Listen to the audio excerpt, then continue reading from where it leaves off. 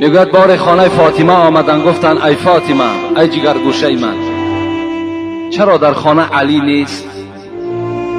یعنی علی شوهر فاطمه بود، داماد پیغمبر بود.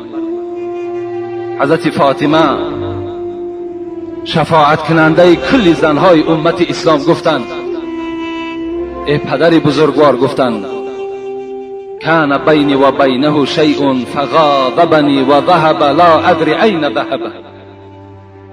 پدر بزرگوار گفتند الحال، گفتند بین ما شاید 1 ساعت پیش یک جنجال شد، ما با علی جنجال کردیم، نه مثل جنجال های امروزه. بعض جوان مسلمان، خدا پدر و مادرش رحمت کنند، میگوید که زن من میگوید در دهن تو من فلان کنم. خدا ترا بدبخت میسازد، خدا ترا روسیا میسازد، تو نام مادری را رسوا کردگی هستی. این گناه غضب در بین علی و فاطمه نبود. میگوید گفتن پدر بزرگوار کمی بین ما یک نافهمی شد، حضرت علی ملال شدند و از خانه بر آمدن، نمیدانم کجا رفتند. رسول اکرم میگوید غضبناک شدند، گفتند یا فلان انظر این علی. میگوید سر از خانه بیرون کردند، یک امت شفیرات کردند، گفتند ای مرد کنی تفتیش کن علی کجا رفته باشد. میگوید این مرد دوان آمدن، گفتند یا رسول الله هو فی المسجد. ای پیغمبر خدا، علی گفت در مسجد خواب است. گفت مسجدهای اون زمانه این گونه قالین ها نداشتند، از خاک عبارت بود. رسول اکرم میگوید وقتی من داخل مسجد شدند، پیغمبر خدا دیدن که حضرت علی بالای خاک خواب است. آمدن میگوید و پشت و چهره علی را میگه از خاک تازه کردند، زیرا رسول اکرم گفته است من احب علی فقط احبنی و من ابغض علی فقط ابغضنی. کسی علی را دوست می‌دارد به تحقیق مرا دوست می‌دارد، کسی علی را بد می‌بیند به تحقیق مرا بد می‌بیند. علی را دوست می‌داشتند. میگوید یگانه آدمی بود که در حالت غضب پیغمبر با پیغمبر صحبت می‌کرد، این علی بود. بسیار علی را دوست می‌داشتند. آمدن میگه چهره و پشت و روی او را تازه کردند و گفتند قم یا ابو تراب. این کنیت، این لقب بود که پیغمبر بر علی گذاشت که این کنیت، این لقب به علی بسیار خوش آمد. چی گفت؟ خیز، گفت ای مردی که در خاک گفت آغشته هستی، خیز ای پدری خاک.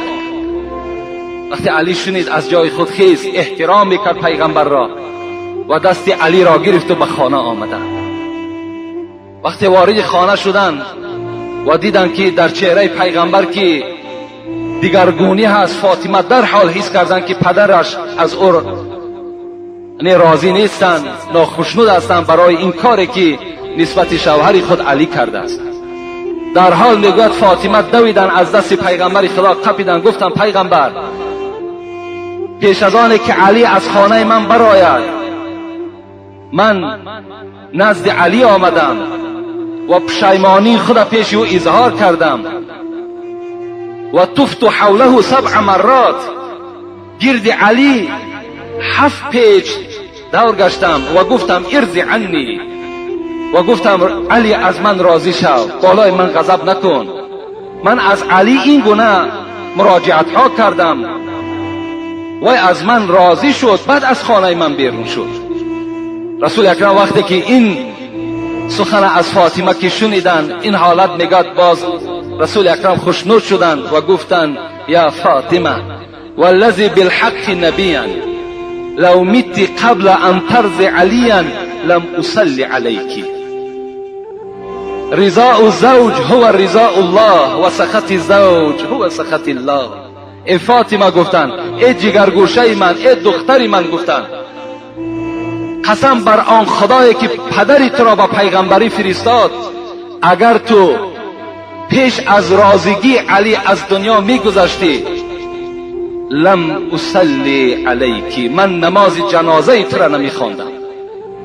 یقین بدان گفت ای فاطمه که رضاگی شوهر رضاگی خداست و غضب شوهر این غضب خداست. این بود تعلیمات پیغمبر خدا نسبت دختری خود و نسبت تمام دخترهای امت خود. این معامله پیغمبر خدا هست. از همه خواهرای عزیز، مادرای عزیز، خواهش و التماس من همین است که با قدر شوهرها برسید. با شوهرها گپگردانی نکنین، شوهرها را به احترامی نکنین. چگونه ای که جمعه پیشین برای شما قید کردم، اگرچه این شوهرها در نزد شما قدر ندارند، قیمت ندارند، لکن حورهای جنتی چی گفتن؟ قاتلک الله فانه هو عندك الدخیل. شما را ای زنها خدا قتل کند، اینها در نزد شما موقت هستند، زود است که نزد ما می آیند. یعنی زود است که این جوانهایی که می بینیم چی پولدار هستند، چی بی پول هستند، چی حسن خوب دارند، چی حسن ناخوب دارند، اینها در نزد حورهای جنتی با قدر هستند. اینها در نزد خدای خود با قدر هستند. حضرت اصحمی میگوید در جنگل یک زنی را دیدم که به نهایت زیبا بود